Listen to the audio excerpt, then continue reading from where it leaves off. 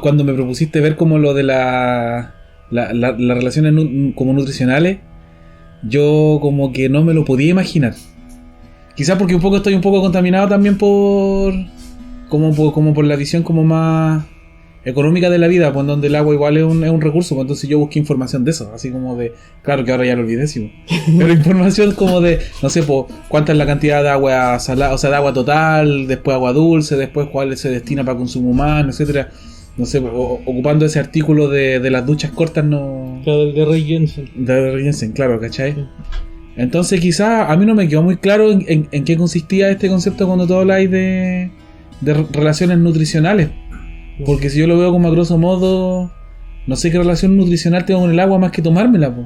Claro. ¿Cachai? O ocuparla para cocer los fideos. Y sin embargo un elemento muy importante para la vida en general, porque sin agua... Sí. Por un lado, es interesante eso de la concepción como de recurso. Yo antes me cargaba la palabra recurso. Porque claro, utilitaria. Lo sentía en ese término muy utilitario. Sí, po. Pero después me di cuenta que era una buena palabra. Y bueno, yo trabajo con las palabras. Como soy escritor, traductor, editor.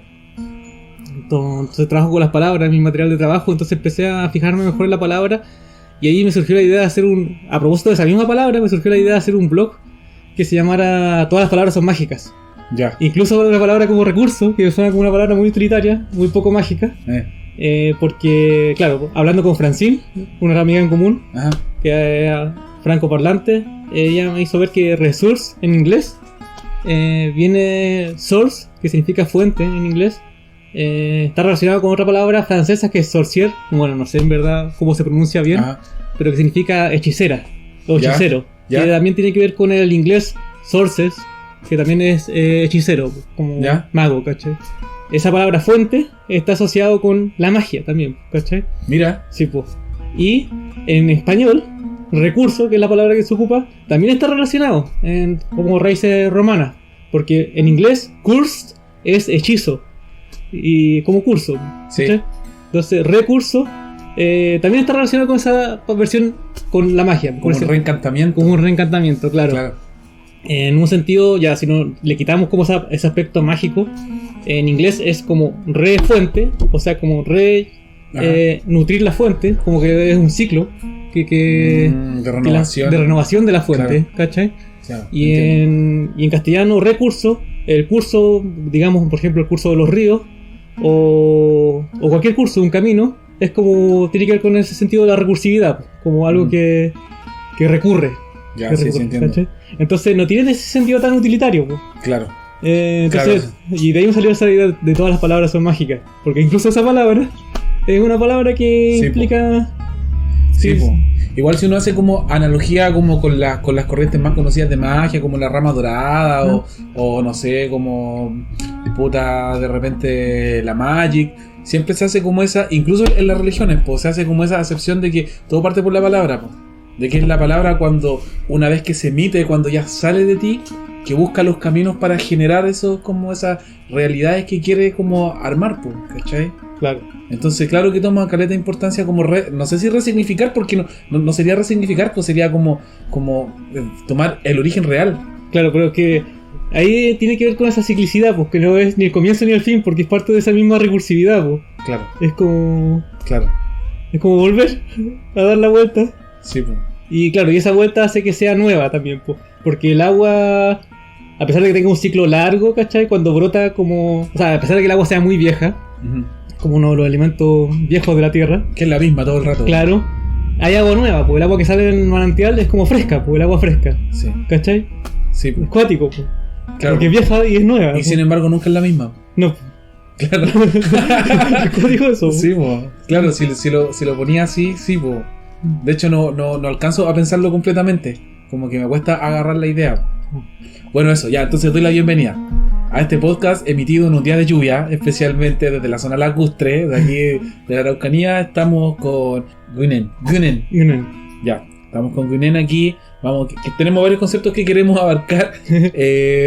Principalmente habíamos dicho ecología, pero pensamos que tal vez economía es mucho mejor.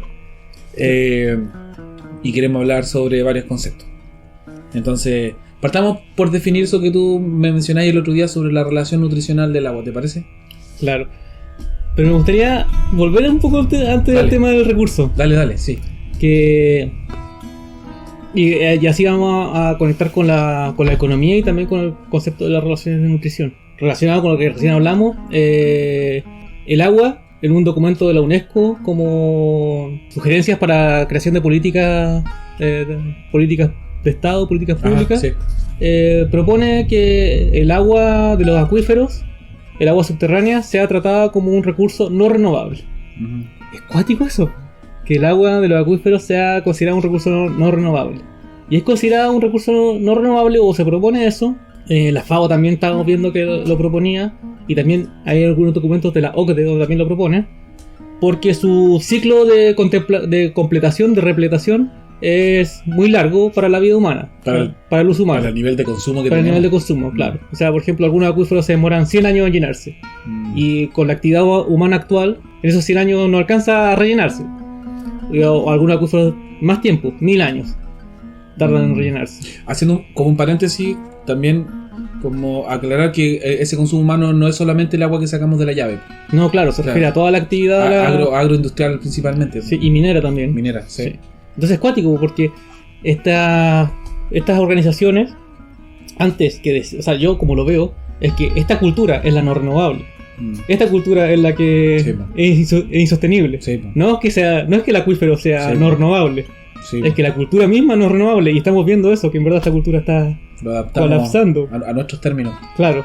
En vez de asumir que nuestra cultura es un fracaso, decimos que el agua no es renovable. ¿Qué es? Es una locura. Y eso, claro, por eso tiene que ver con el paradigma de la producción. Con el paradigma de la producción, que como yo lo veo es pro, significa hacia adelante, y duxir tiene que ver con llevar, o sea, con conducir la energía, con producir, pero pro tiene ese sentido de adelante. Claro. Entonces, como llevar la energía hacia adelante. ¿Y hacia adelante a dónde? En el tiempo. Entonces, la producción tiene que ver con un paradigma de ir hacia un futuro. Pero un futuro que es un futuro abstracto. Y que sigue dentro de los paradigmas de nuestra cultura consumista también.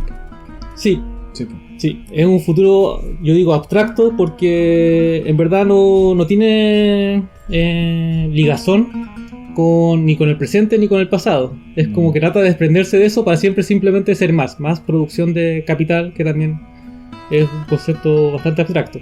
En relación a eso es que propongo el concepto de las relaciones de nutrición, como un poco de una parodia o no sé, o un diálogo con la teoría marxista económica que habla de relaciones de producción.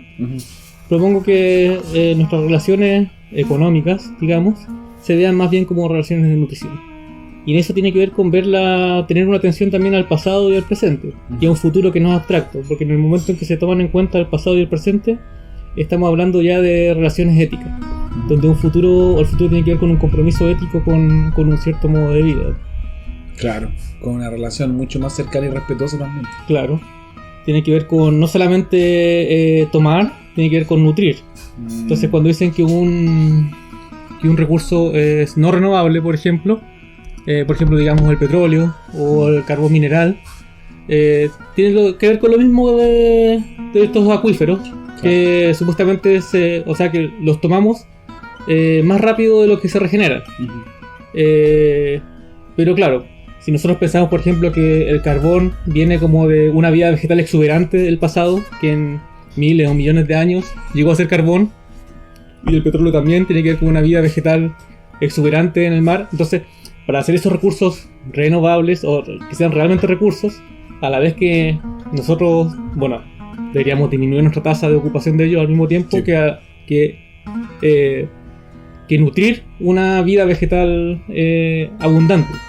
Es como ser parte del más ciclo. Que ser consumidores, ser parte, como es según entiendo yo, pues, tener la conciencia de que uno también es como contribuye a la formación. Por ejemplo, el agua, así ya como un ejemplo bien burdo.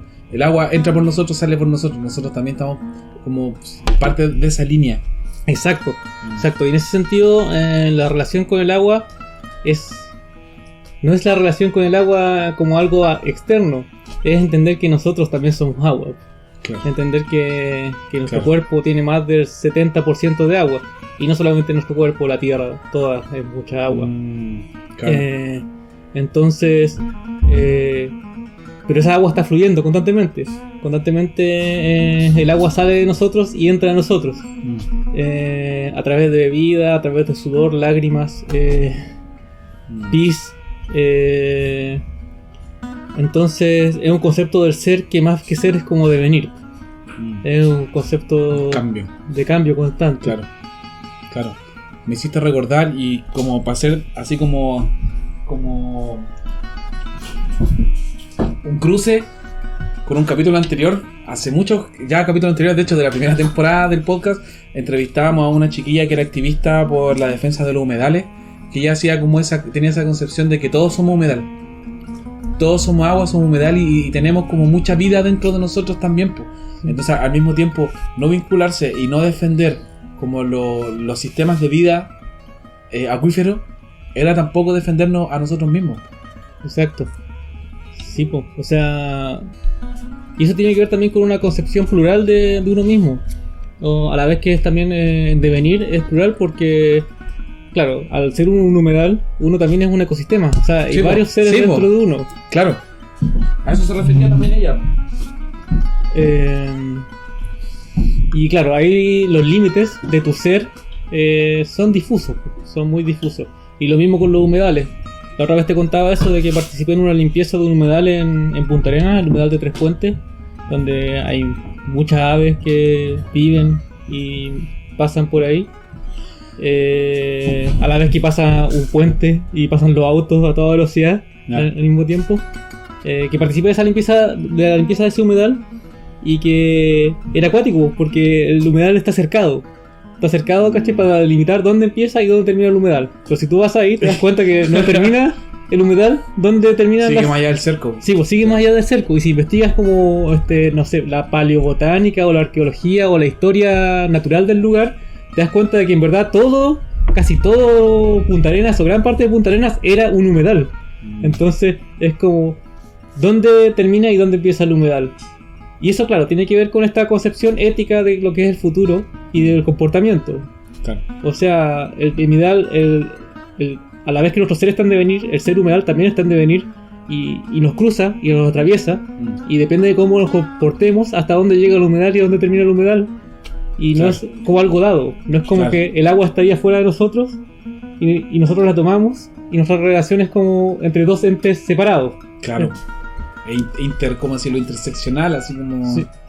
Completamente entrelazada. Claro, porque no están los límites claros tampoco. O sea, claro, hay ciertas doctrinas, por ejemplo, lo que hablábamos delante de la ciencia que establece ciertos como parámetros. ¿Cachai? Que dice ya, hasta aquí el agua, hasta aquí el ser humano, pero no, pues. No. Ya. Oye, mira, otro tema que quería tocar contigo, que también lo descubrí hace poco a raíz de los cómics que ustedes están haciendo. Que bueno, aprovecho de decir, se llama Común y Silvestre, así que de ahí vamos a dejar el enlace si alguien quiere contactarse, que decía 4IR. Y yo de repente dije, ¿qué mierda es 4IR, weón? ¿Qué esta weá así? Y me puse a averiguarlo y claro, pues, es una gran como cambio que se nos viene también y que ya se está produciendo, que el otro día veía que en Alemania ya se está implantando. Claro. Ya toda la industria se está como moviendo hacia ese lado, hacia el 4IR, que tiene que ver con industria inteligente, tiene que ver con el internet de las cosas, tiene que ver con la utilización de los datos como del Big Data. Big Data, sí. ¿Cachai? Con el capitalismo de vigilancia también, que lo llaman. También, sí. ¿Cachai? ¿Cómo? Dime. Claro, el 4IR es la sigla en inglés de la cuarta revolución industrial. Sí, claro. Porque se entiende que hemos pasado por 3 revoluciones industriales ya, desde el vapor, después del Fordismo y después de la informática, ahora como un poco la integración de todo eso también, y básicamente apunta a la gestión de la economía, de una economía que es biopolítica, en tiempo real. En tiempo real. O sea, Y claro, para eso necesitan conexiones de alta velocidad que cubran todo el globo prácticamente. Entonces por ahí, al mismo tiempo que está esto del 5G, hay otros planes como de Elon Musk o Jeff Bezos, que son los hombres más millonarios sobre la Tierra, de tirar muchos satélites a tirar muchos satélites alrededor de la Tierra para prácticamente que el internet de alta velocidad llegue a todas partes. ¿Y eso para qué? No para que uno, no sé, vea una película tranquilo en su casa, sino que para tener un registro constante de todos los movimientos humanos y no humanos. ¿Y para qué? Para gestionarlos. ¿Y para gestionarlos para qué? Para la producción de capital. O sea, para seguir enriqueciéndose, básicamente. Es que, bueno, no sé, tal vez yo soy muy ingenuo, pero yo como que cuando salió la noticia del lanzamiento de Starlink, como que yo decía, bueno, ¿qué es lo más negativo que puede haber en esto? Como que escuchaba, no sé, pues comunidades de astrónomos que se quejaban por la contaminación lumínica del cielo y tal. Pues yo decía, pero ¿no va a haber mayor comodidad acaso de que haya, no sé, mejor conexión en un cerro, en un bosque que antes no había, ¿cachai? Como que quizás, yo no veo mucho como puntos negativos, pero si lo veo desde la manipulación de los grandes datos, que está solamente enfocada para estas empresas inteligentes que en tiempo real van a ir produciendo lo que... ¿cachai? O a través de modelos, o a través de ensayos como virtuales, pueden ir produciendo y solamente para seguir vendiendo. Sí, pues, para seguir vendiendo y en verdad controlando finalmente el comportamiento humano. O sea, con todos los datos que uno le entrega al Big Data, por decir, la inteligencia artificial finalmente gestiona lo que antes se conocía como deseo. Sí. Y va dirigiendo una forma de gobierno que no sé, que se llama el Tikkun, lo llama el gobierno cibernético. Y sí, pues supuestamente está basado en lo que nosotros deseamos. Supuestamente está basado en lo que nosotros deseamos. Nosotros deseamos echarnos a ver una serie de Netflix. Claro. Pero en verdad están todos los caminos trazados desde antes. O sea... Sí, pues. De hecho sí, me acuerdo que hace un tiempo se andaba como que la gente se sorprendía cuando de repente te aparecía publicidad en tus redes sociales sobre lo que tú estabas deseando tener, pues. Cuando en realidad quizás lo que estaba pasando es que hace tiempo que te están mandando información para que finalmente tú desees tal o cual objeto o tal o cual servicio. Exacto. ¿Sí? Y claro, es cuático porque el único fin de eso es la acumulación capitalista. Y que tiene que ver con echar adelante en este tema, en esto que es la producción de capital. En el fondo es como seguir aumentando el poder de algunas personas sobre la vida humana, y ya no sobre la vida humana solamente, sino que sobre la biosfera. Sí. Y esas personas en verdad son humanos llenos de traumas y emociones conflictivas y problemas irresolutos y que de repente adquieren un montón de control sobre nuestras vidas e incluso sobre los acuíferos. Sí, sí. ¿Y qué futuro le veis? Porque yo como que siento que al no ser como cíclico, al no ser renovable, nada de esto, yo siento que en algún momento tiene que empezar a colapsar. Un poco ya veo como los síntomas de ese colapso, tanto como del sistema capitalista, del sistema financiero, o de, no sé, por ejemplo, yo cuando viajo a las grandes urbes, Santiago principalmente, veo como acumulación de cosas en buen estado en lugares que son como vertederos así ilegales, vertederos que se generan por sí solos. Claro. Entonces yo digo esto serán los primeros síntomas del colapso, la gente arrancando de la ciudad, la basura acumulándose. No, yo creo que el colapso ya sucedió.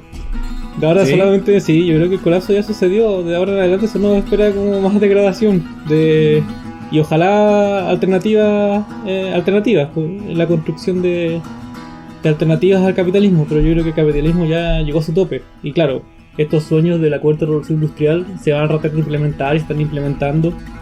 En Chile se hacen cumbres, las cumbres más grandes del hidrógeno verde, se hacen cumbres de economía circular, todo eso relacionado con la cuarta revolución industrial. Sí.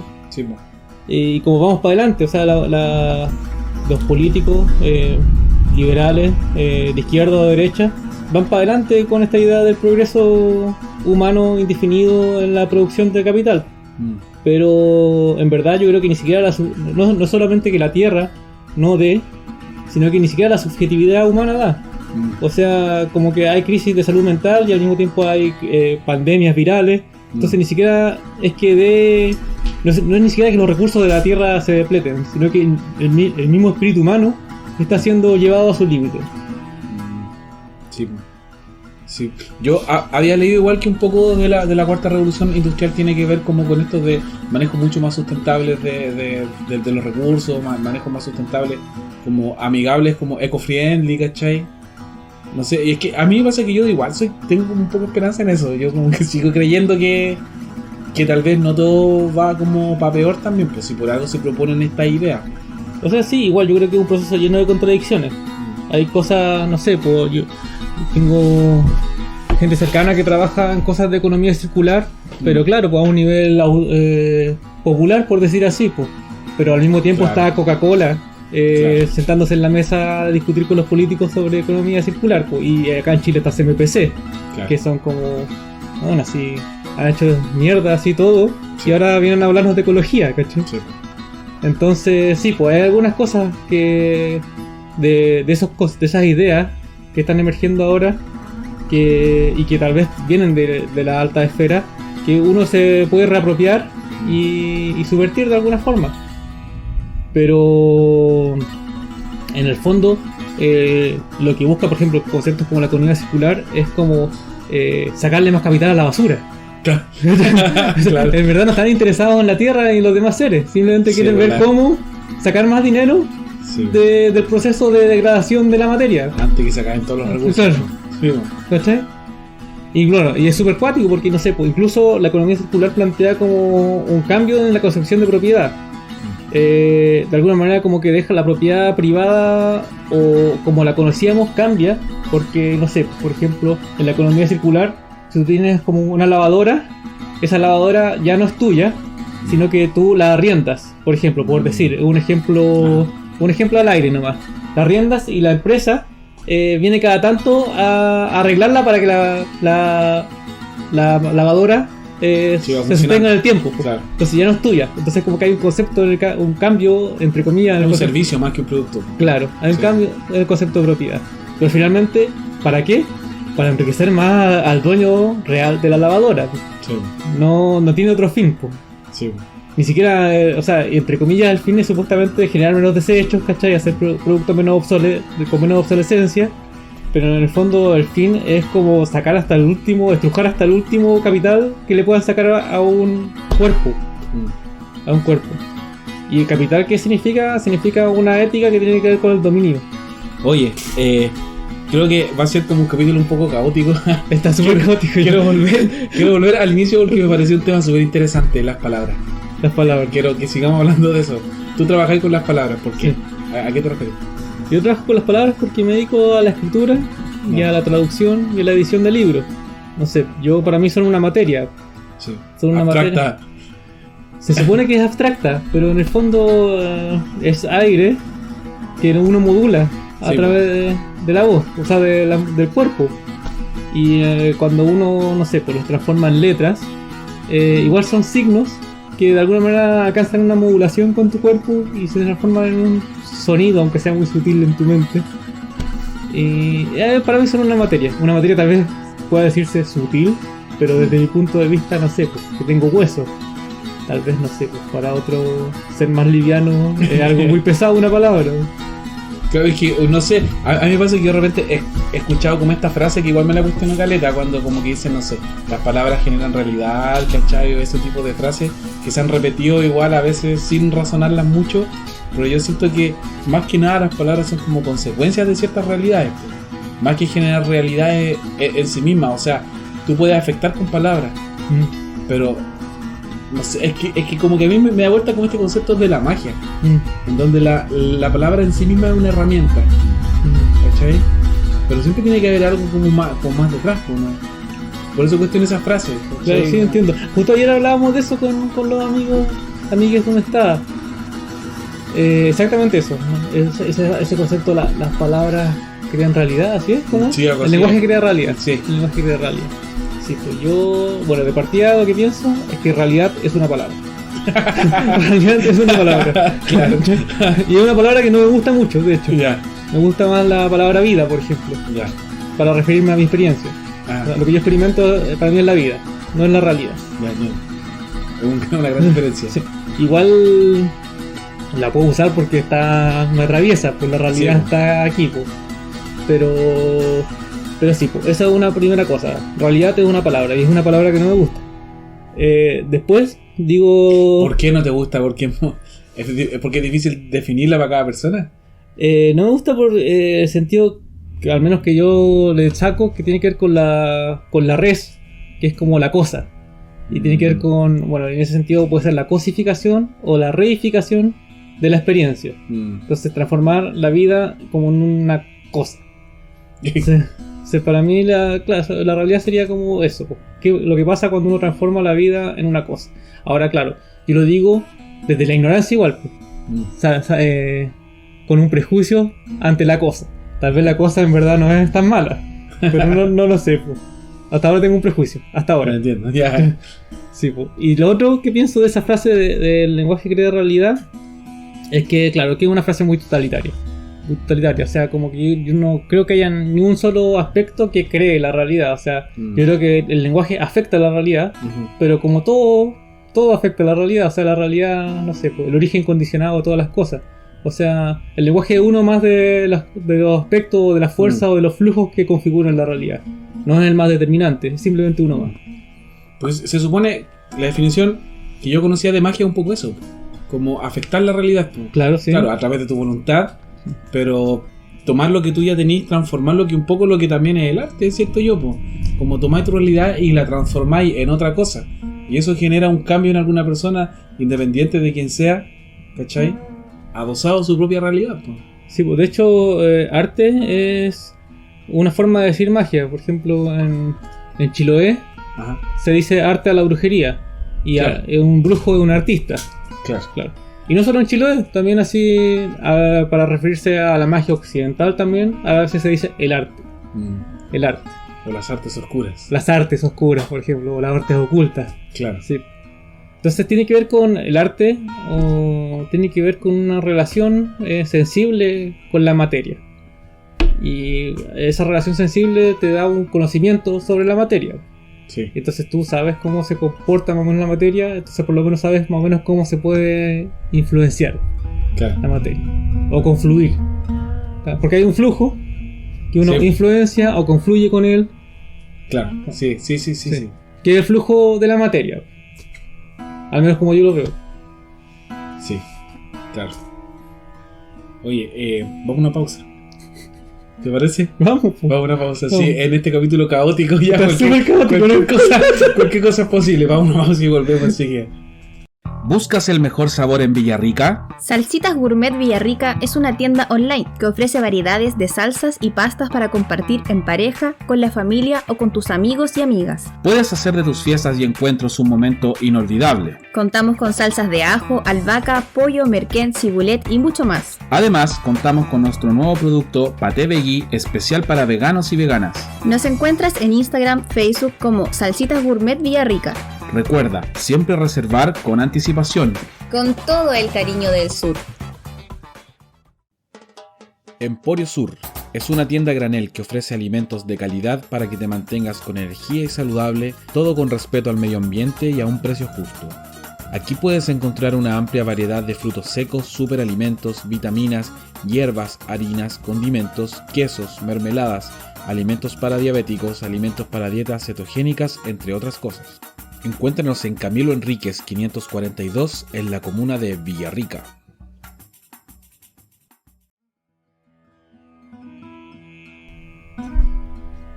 Ya, bueno, entonces volvemos de la pausa de saludar a nuestros auspiciadores tan queridos que hacen posible que todo esto salga a la luz.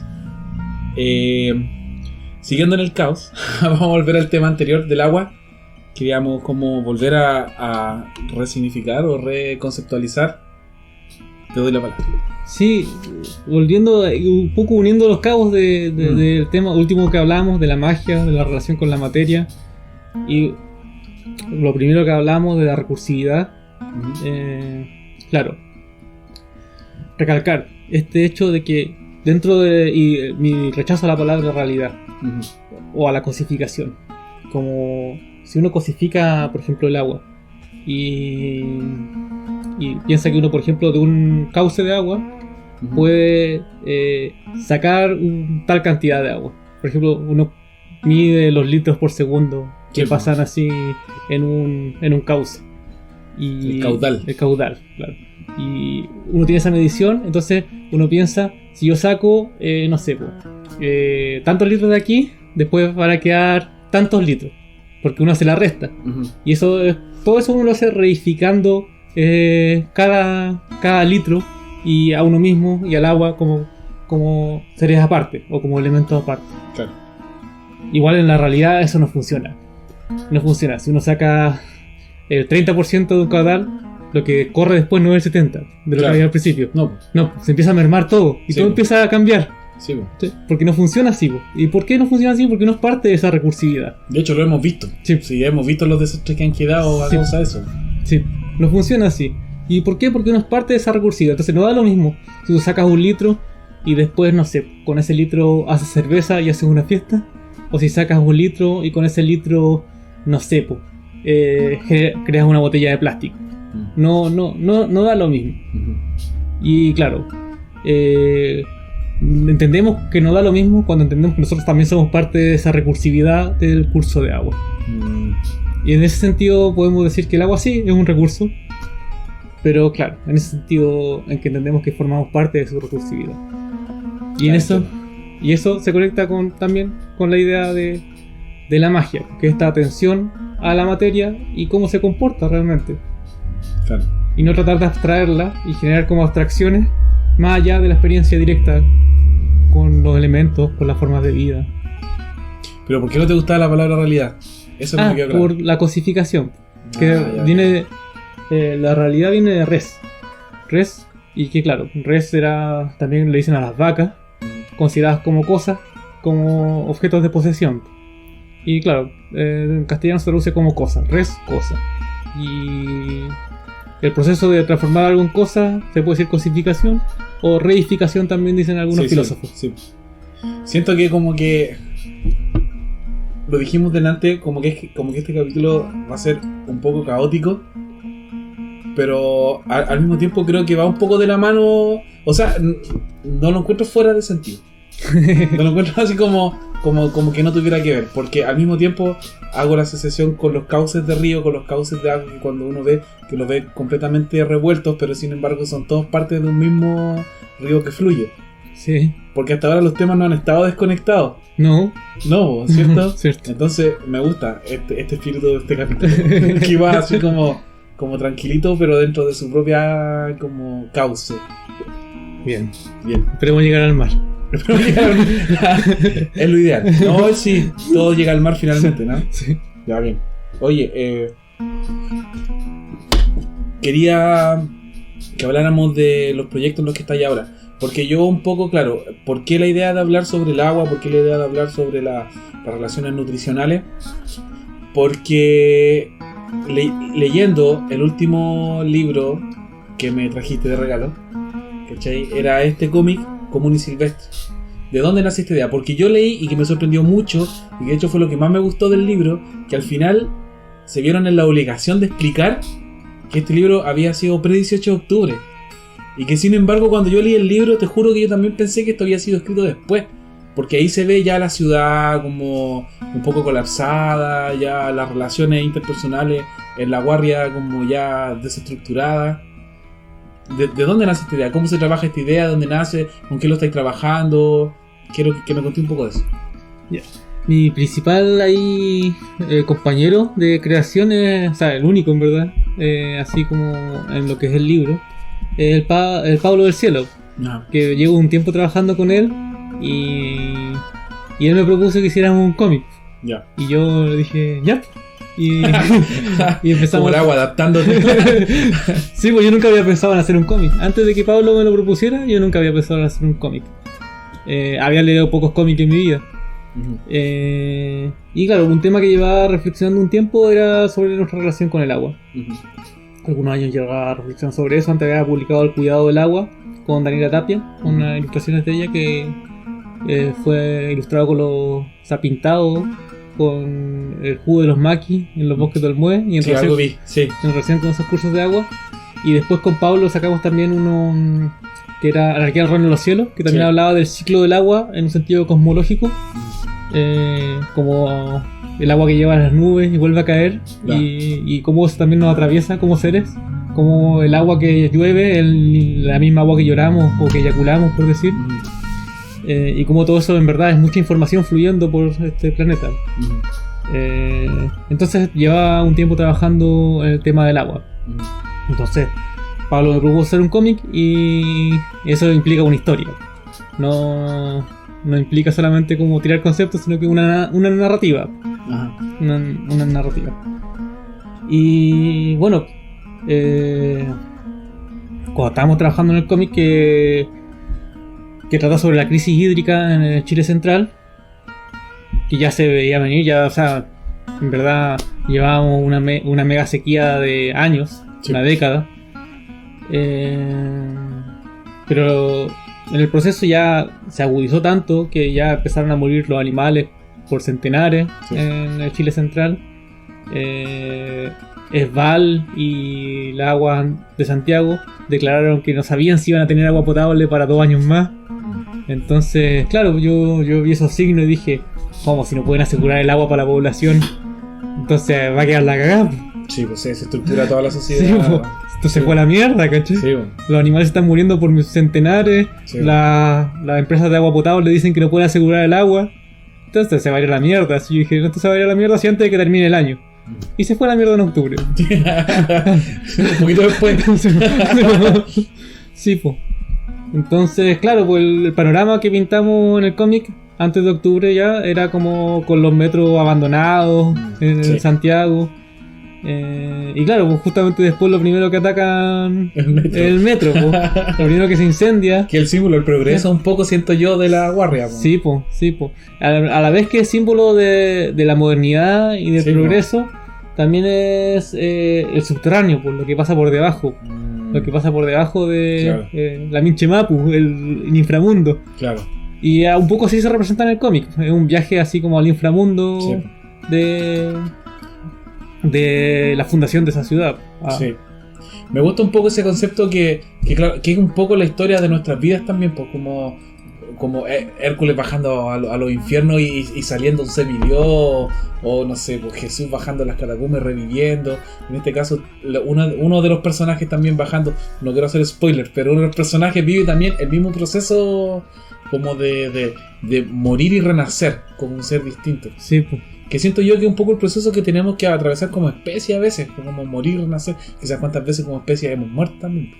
¿Verdad? O sea, de hecho, se supone que llevamos así 2 millones de años sobre este planeta como especie.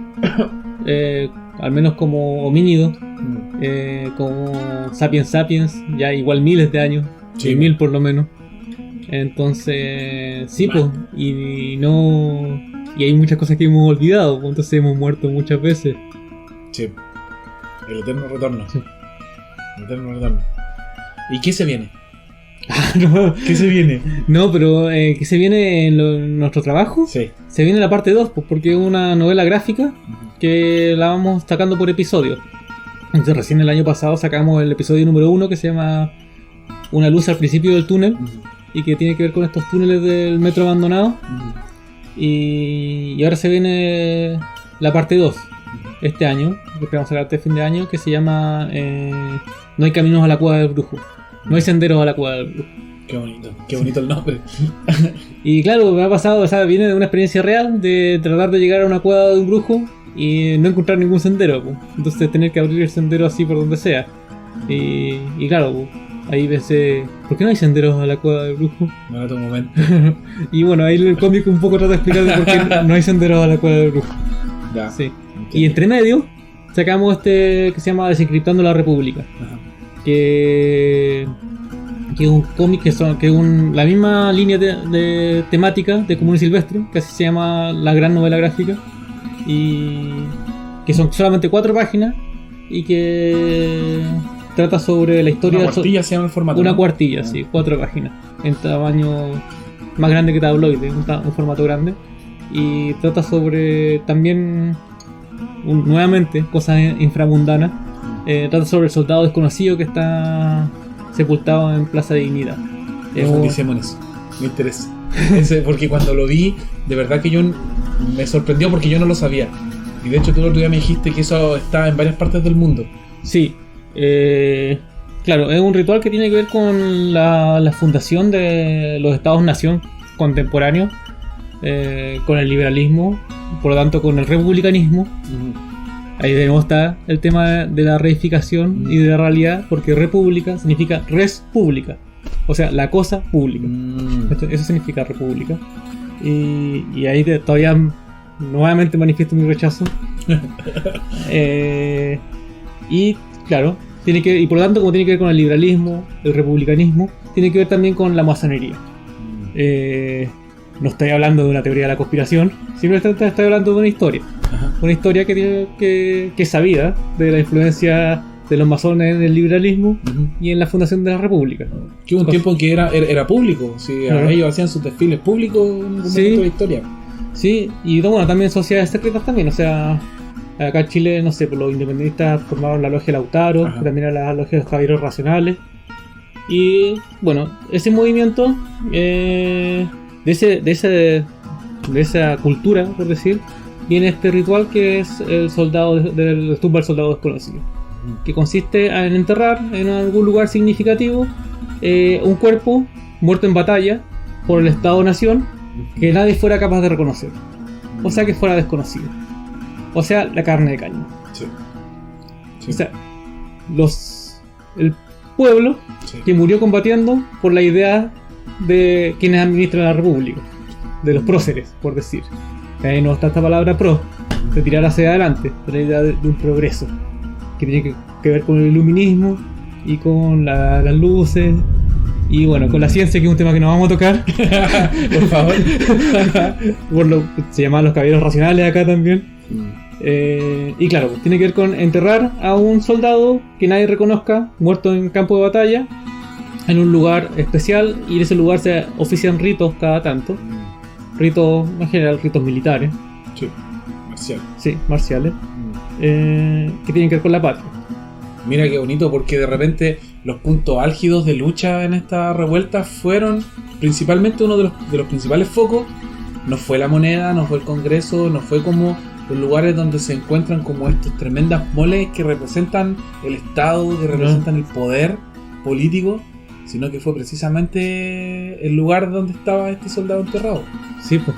¿Cachai? Y que vendría siendo, yo siento, ahora lo pienso, una especie de reencantamiento también para poder como revincularse a esa historia que yo creo que muchos como yo, ignorantes, no conocían.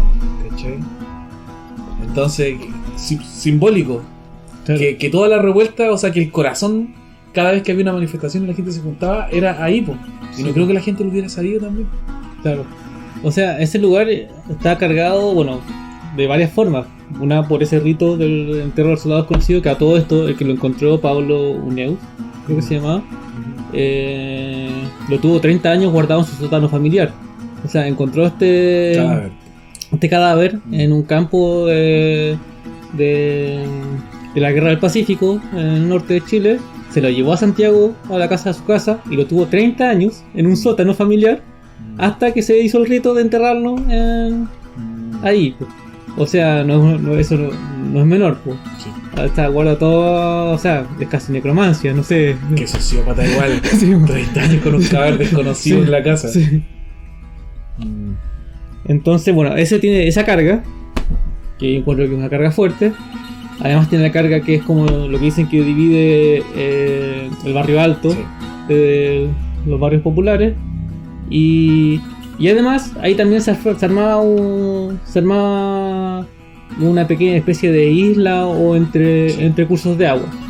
Entre cursos de agua en el Mapocho antiguo. Sí.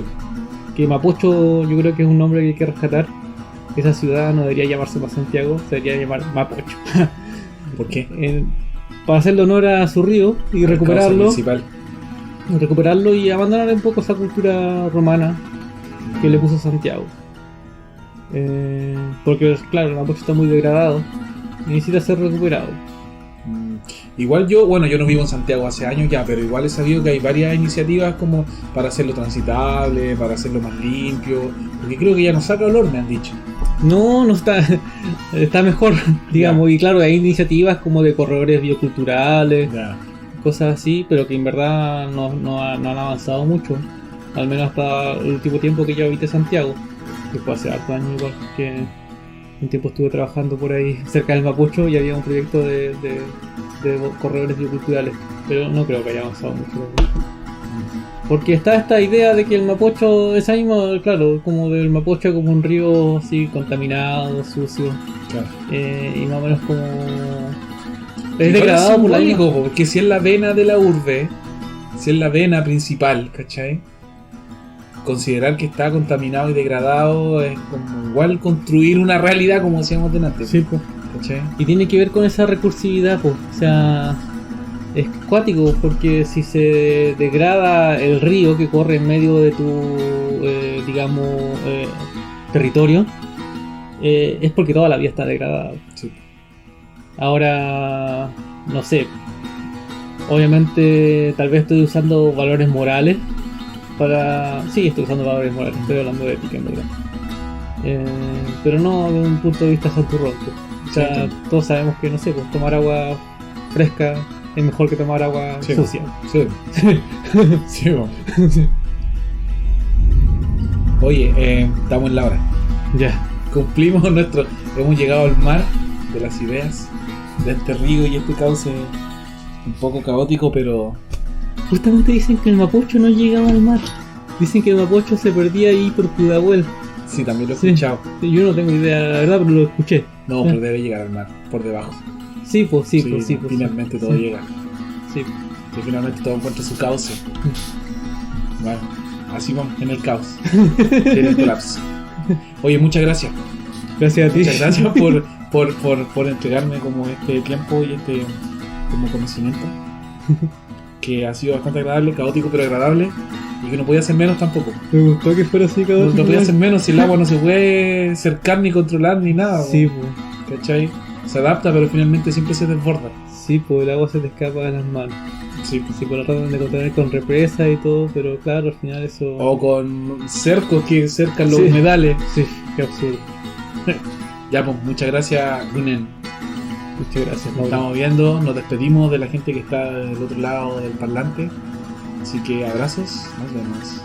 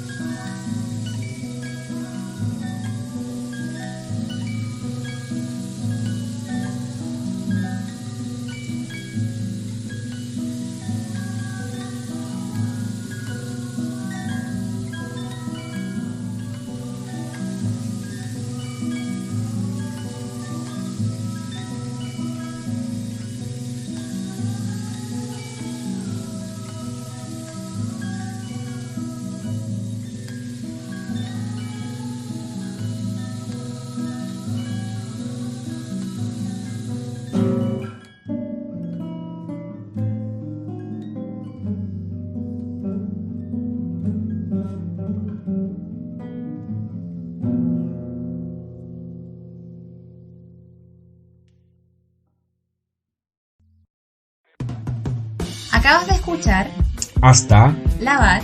el Mate. Recuerda suscribirte a nuestras redes sociales. Y no te pierdas nuestro próximo episodio.